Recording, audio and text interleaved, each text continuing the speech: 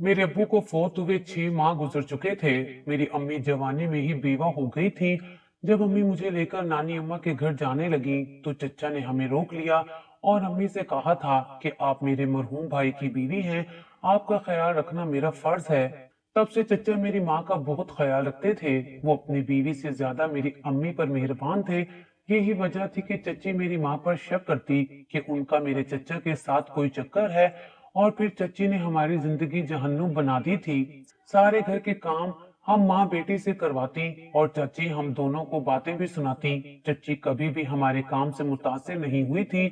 उसने हमेशा ही कीड़े निकाले थे। कभी कहती कि ये ठीक नहीं किया तो कभी कहती कि वो काम बिगाड़ दिया है। ऐसे में मेरी जिंदगी अजाब बनकर रह गई थी। ऊपर से चची की 2 बेटियां और एक बेटा भी हमारे लिए इम्तहान बन गए थे। वो भी सारा दिन मुझे और अम्मी को कामों में मसरूफ रखते थे। इस घर में वाहिद हमारा एक सहारा था, वो चचा ही थे। चचा मेरा और अम्मी का बहुत ख्याल करते थे, मगर चची से ये बात बर्दाश्त नहीं होती थी। जब से अब्बू का इंतकाल हुआ था, चचा मेरे और अम्मी के लिए अलहदा से फ्रूट लाया करते और अपने बच्चों के लिए अलग से लाते, मगर चची हमसे वो फ्रूट भी छीन कर ले जाया करती थी। वो कहती थी कि जब हमारा खाना पीना एक साथ है तो ये अलहदा अलहदा फ्रूट लाने का रिवाज नहीं डालना चाहिए, और फिर हमें फलों के छिलके देखना ही नसीब होते थे। मैं मशीन लगाकर कपड़े धोने लगी थी। जब वापस आई तो अम्मी सहन साफ करके कमरे में जा चुकी थी। मैं उनकी टांगे दबाने लगी थी, तब चच्ची आ गई और कहने लगी, कोमल फिर से लेट गई हो, किचन कौन देखेगा? मैंने तुमसे पहले भी कहा था कि आज बच्चों को कोरमा बिरयानी खाने को दिल कर रहा है, और फिर तुम इधर लेटी हुई हो। मेरी अम्मी की आंखों में आंसू आ गए थे। ये बेबसी की इंतहा थी। अम्मी कहने लगी, फौजिया आज मेरी तबीयत ठीक नहीं है। चच्ची एकदम से चीख पड़ी थी।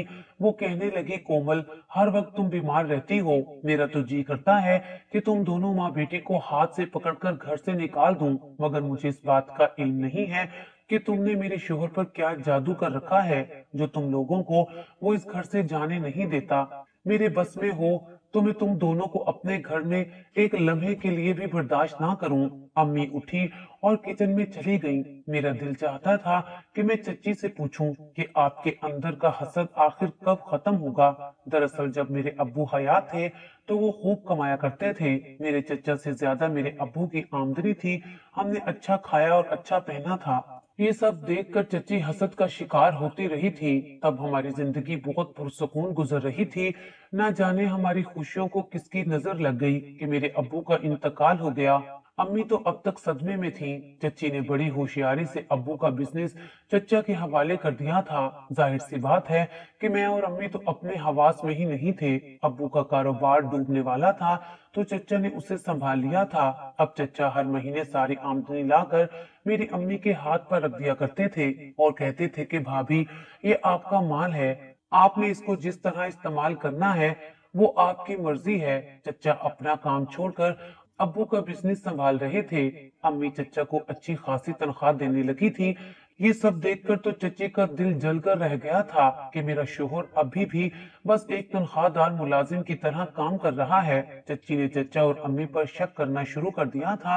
अब वो रोज चचा से लड़ने लगी थी कि तुम अपनी भाभी कोमल पर इतने मेहरबान क्यों हो, जरूर दाल में कुछ काला है। एक दिन अम्मी ने चच्ची के सामने हाथ जोड़ दिए थे और कहा था, खुदा के वास्ते ऐसे अल्फाज अपने मुंह से मत निकाला करो, मुझे मेरी बेटी के सामने शर्मिंदा मत किया करो, मैं किसी को मुंह दिखाने के काबिल नहीं रहूंगी।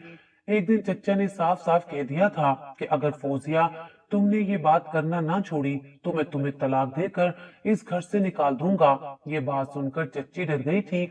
उसके बाद उन्होंने फिर कभी ये अल्फाज अपने मुंह से नहीं निकाले थे, मगर दिल में जो शक एक बार बन गया था वो कभी खत्म नहीं हुआ था। इसलिए चच्ची ने अम्मी और मुझे जलील करने में कोई कसर नहीं छोड़ी थी। चच्ची ने तो चचा को इस कदर अपनी मुट्ठी में कर लिया था कि जो महीने भर का खर्च लाकर अम्मी के हाथ पर रखते थे उन्होंने वो भी देना छोड़ दिया था। यानी अब हमारे बिजनेस पर चचा और उसके बच्चों का कब्जा हो गया था। मेरी चच्ची के दिल में चोर था जिसकी वजह से मैं और मेरी माँ बुरे दिन काट रहे थे। अम्मी की तबीयत बहुत ज्यादा खराब रहने लगी थी।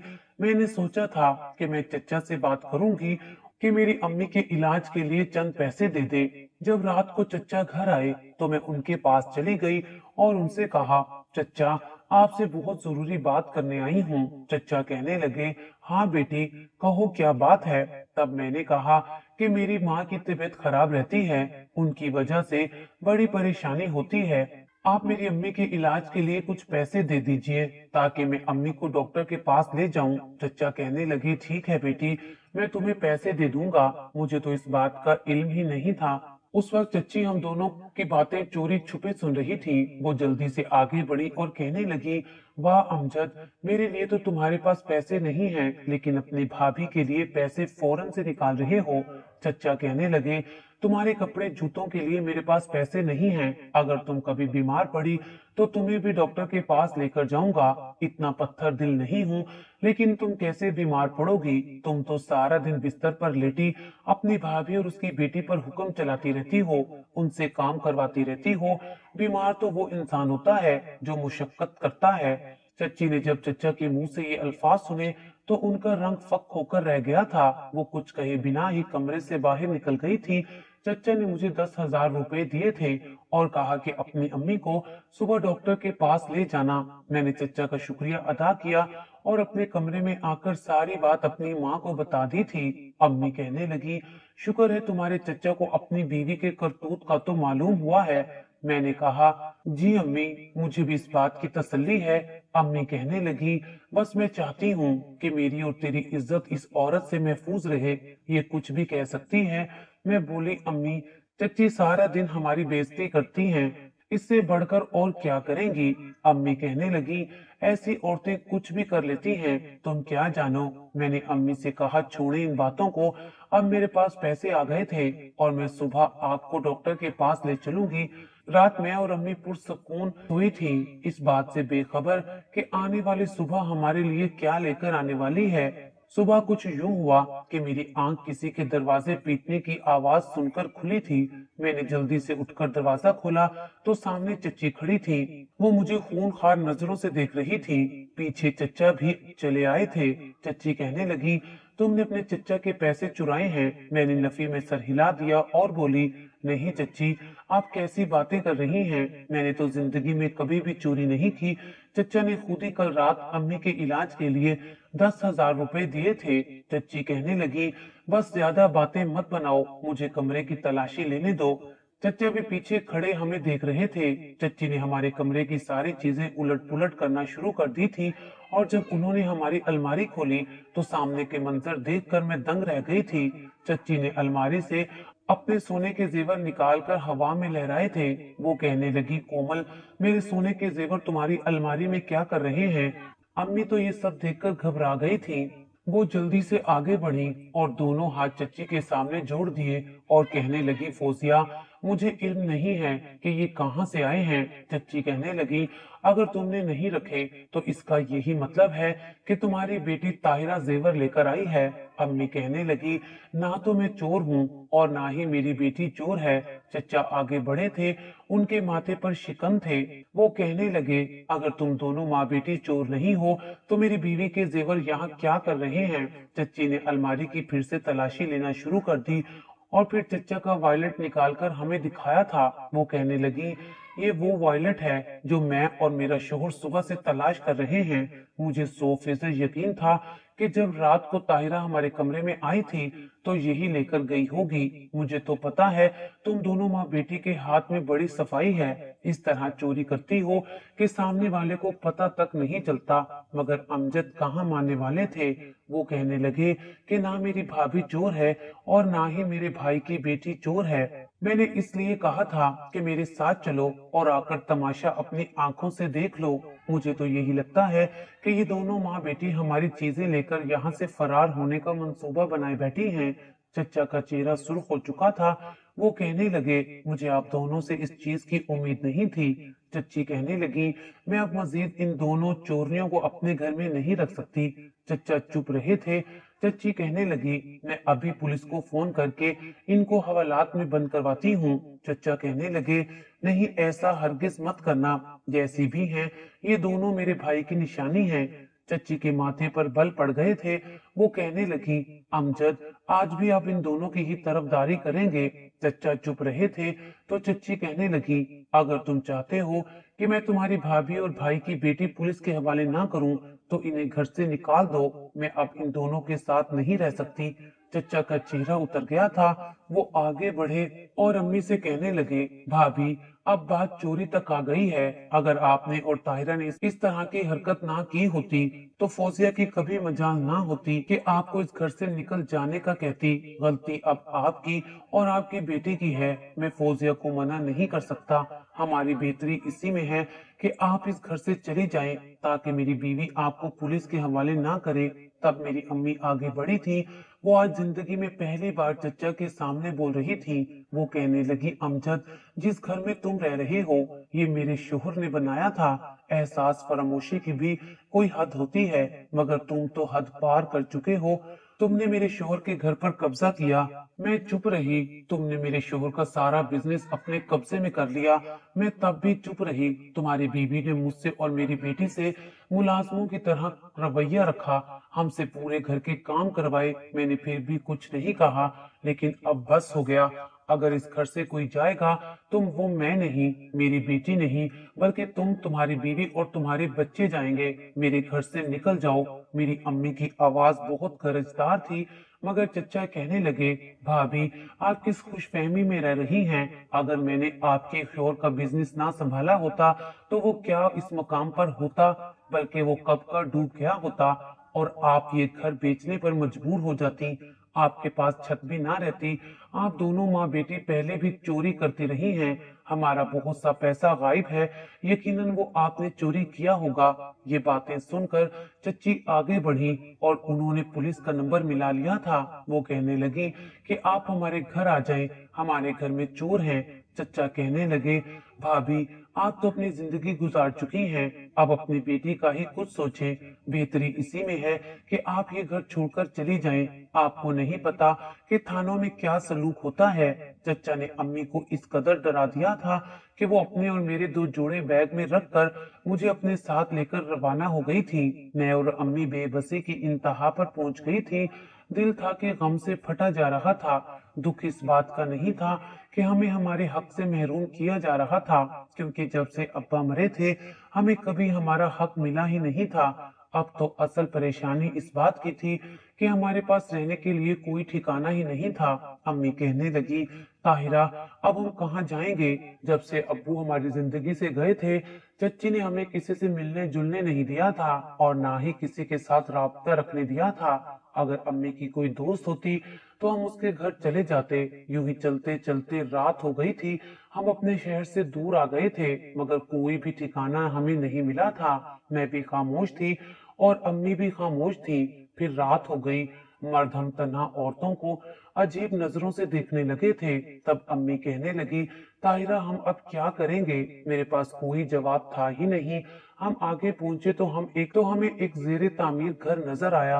अम्मी कहने लगी, ये जगह रात बिताने के लिए अच्छी है, सुबह हम कहीं निकल जाएंगे। मैंने कहा, ठीक है अम्मी, आ जाएं, हम इस घर में चले जाते हैं। मैं और अम्मी उस जेरे तामीर घर में दाखिल हो चुके थे। शुक्र था कि वहां पर कोई शख्स मौजूद नहीं था। मैं और अम्मी जमीन पर ही बैठ गए। अम्मी के आंसू निकलते जा रहे थे। वो कहने लगी, ताहिरा, मुझे माफ कर दो। मेरे होते हुए तुम्हारी जिंदगी में ऐसा दिन आ गया है। अम्मी, आपका कसूर नहीं है। आपको शर्मिंदा होने की जरूरत नहीं है। अल्लाह उन लोगों से हिसाब लेगा जो हमें इस हाल तक पहुंचाने के जिम्मेदार हैं। अम्मी खामोश रही थी। मैं और अम्मी एक दूसरे के साथ बैठी थी। खौफ के मारे ना तो मुझे नींद आ रही थी और ना ही अम्मी को। मैंने महसूस किया कि अम्मी कुछ बेचैन सी हैं। वो उठकर खड़ी हो जाती थी, कभी बैठ जाती। मैं आगे बढ़ी और बोली, क्या बात है अम्मी, थक गई है क्या? अम्मी ने नफी में सर हिलाया था और तब मैंने महसूस किया कि अम्मी का पूरा वजूद पसीने से शरबूर था। उनके चेहरे की रंगत सर्द पड़ चुकी थी और फिर वो देखते ही देखते बेहोश हो गई थी। मैं बोली, अम्मी, क्या हो गया आपको? आंखें खोलें। मगर अम्मी ने मुझे कोई जवाब ना दिया। वो बेसुध जमीन पर गिर गई थी। मेरा दिल धक से रह गया था।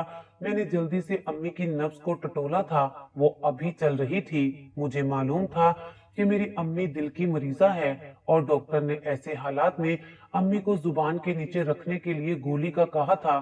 मेरे पास उस वक्त वो गोली मौजूद नहीं थी। मैंने अम्मी को वहीं पर लिटा दिया और खुद भागते हुए बाहर निकल गई थी। मैं जल्द अज जल्द करीबी फार्मेसी पर पहुंचना चाहती थी ताकि वहां से अम्मी के लिए गोली ले आऊं। मेरे पास पैसे नहीं थे, मगर मुझे यकीन था कि ऐसे हालात में अल्लाह मेरी मदद करेगा। मैं भागती जा रही थी और फिर मैंने महसूस किया कि मेरे पीछे दो आवारा लड़के लग चुके हैं। मेरा दिल बहुत तेजी से धड़कने लगा था। वो कहने लगे, तुम यहाँ से कहाँ भागकर जा रही हो? तुम्हारे पास फरार होने की कोई भी राह नहीं है। ऐसा करो कि रुक जाओ, हमें मत थकाओ। मैं उनकी बातें सुनकर मजीद डर गई थी और अपनी दौड़ मजीद तेज कर ली थी, मगर वो भी कहाँ रुकने वाले थे। वो भी मेरे पीछे ही भागते आ रहे थे। मैंने आयतल कुर्सी का विर्द शुरू कर दिया था और साथ ही साथ दुआएं करती जा रही थी कि या अल्लाह, मेरी माँ बीमार है, मुझे इन लोगों से बचा ले। मेरा डर से बुरा हाल हो रहा था, टांगें कांप रही थी, मगर वो लड़के तो मेरे पीछे ही आते जा रहे थे। तभी मुझे सामने कब्रिस्तान नजर आया था। वो कब्रिस्तान देखकर मेरा दिल धक से रह गया था। मैं रात के इस पहर कब्रिस्तान में दाखिल नहीं होना चाहती थी, मगर अपनी इज्जत बचाने के लिए मुझे ये भी करना पड़ गया था। मैं कब्रिस्तान में दाखिल हो गई थी और मुझे उम्मीद थी कि ये आवारा लड़के यहाँ से वापस चले जाएंगे, क्योंकि रात के इस पहर लोग कब्रिस्तान जाने से डरते हैं। मगर ये देखकर तो मेरी हैरत की इंतहा ना रही कि वो दोनों लड़के मेरे पीछे कब्रिस्तान में भी आ गए थे। अब यहाँ मुझे कौन बचाने वाला था? तभी मुझे एक टूटी हुई कब्र नजर आई। मैं उन आवारा लड़कों की नजरों से ओझल होने के लिए उस टूटी हुई कब्र में उतर गई थी। मेरा दिल जोर जोर से धड़क रहा था। ऐसे लग रहा था जैसे कि अभी मैं मरने वाली हूँ और मुझे उन दोनों लड़कों के कदमों की आवाजें आती जा रही थी। और साथ ही साथ वो एक दूसरे से हम कलाम भी थे कि अगर ये लड़की मिल गई तो इसको हमने छोड़ना नहीं है। ये बातें सुनकर तो मैं मजीद घबरा गई थी। फिर वो दोनों लड़के कब्रिस्तान में तलाशी करते रहे थे, लेकिन मैं उन्हें कहीं नहीं मिली तो वो वापस चले गए थे। मैं अपनी सांसें बराबर करने लगी थी। जब मैं कब्र से बाहर आने लगी तो मेरा हाथ किसी शय पर पड़ा था। मैं उछल गई थी। ऐसा लगा शायद किसी मुर्दे पर मेरा हाथ पड़ा है, मगर पूरे चांद की रोशनी में मुझे नजर आया कि एक सफेद कपड़े में कोई चीज बंधी हुई है। मैंने इर्द गिर्द देखा तो कोई भी नहीं था। मैंने जब उस कपड़े को खोला तो उसमें मुझे ढेरों जेवरात नजर आए थे। इतने जेवरात देखकर तो मैं दंग रह गई थी। जेवरात के साथ ही चंद कागजात भी पड़े हुए थे और कुछ पैसे भी थे। मैंने वो उठाए और कब्रिस्तान से निकल गई थी। अब तो सुबह हो गई थी। मुझे कोई डर नहीं था, लेकिन अम्मी की फिक्र सता रही थी। मैं उसी जगह पर वापस आ गई थी जहाँ रात अम्मी को छोड़कर गई थी। मैं ये देखकर हैरान रह गई कि वहां पर दो औरतें मौजूद थीं जो अम्मी का ख्याल कर रही थी। मैं आगे बढ़ी तो देखा कि अम्मी मुझे देखकर मुस्कुरा रही थी। मैं बोली, आप कौन हैं? वो दोनों औरतें बोली, हम दोनों यहाँ से गुजर रही थी तो हमारी नजर इस औरत पर पड़ी। ये औरत दर्द से तड़प रही थी। मैंने पूछा कि क्या माजरा है, तो इसने अपने दिल पर हाथ रखा हुआ था। मैं सारी बात समझ गई थी। मेरा भी दिल का मसला है। मुझे भी डॉक्टर ने जुबान के नीचे रखने के लिए गोली दी थी, जो मैं हर जगह अपने साथ लेकर जाती हूँ। मैंने वो निकाल कर इसके जुबान के नीचे रख दी और अल्लाह के फजल से अब ये बेहतर है। मेरी आंखों में आंसू आ गए थे। बेशक अल्लाह इंसान की ऐसी जगह से मदद करता है जहाँ से उसने गुमान भी ना किया हो। अम्मी की हालत बेहतर हो चुकी थी। मैंने उन दोनों औरतों का शुक्रिया अदा किया और अम्मी को अपने साथ लेकर वहां से निकल गई थी। अम्मी कहने लगी, तो मुझे कहाँ लेकर जा रही हो? मैं बोली, अम्मी आप चुप रहे। मैं अम्मी को अपने साथ लेकर होटल में चली गई थी। एक अच्छा सा कमरा मैंने बुक करवाया था। अम्मी कहने लगी, इस कमरे के लिए तुम्हारे पास पैसे कहाँ से आएंगे? तब मैंने अम्मी को सारा माजरा सुना दिया था और उनके सामने वो गठरी खोल कर रख दी थी। जब हमने वो कागज खोले तो उस पर जो तारीख लिखी थी उसको देखकर हैरान रह गए। ये जेवरात किसी ने 70 या 80 साल पहले हिफाजत के लिए कब्रिस्तान में छुपाए थे।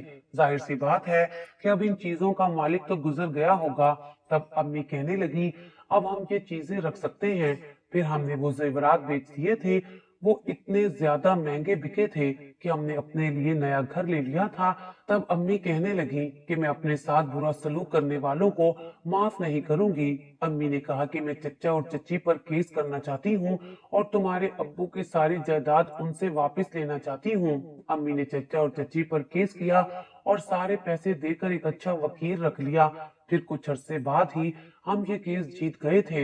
हमें हमारी सारी जायदाद वापस मिल गई थी और चचा भी जेल की सलाखों के पीछे चले गए थे। हमने उनसे अपना घर वापस ले लिया था। उनके पास रहने के लिए ठिकाना नहीं था। चच्ची अपने बच्चों को लेकर अपने मेके चली गई थी और सुनने में यही आया था कि उनके मेके वाले भी चच्ची और उनके बच्चों के साथ वही सलूक करते हैं जो चच्ची ने मेरे और अम्मी के साथ किया था।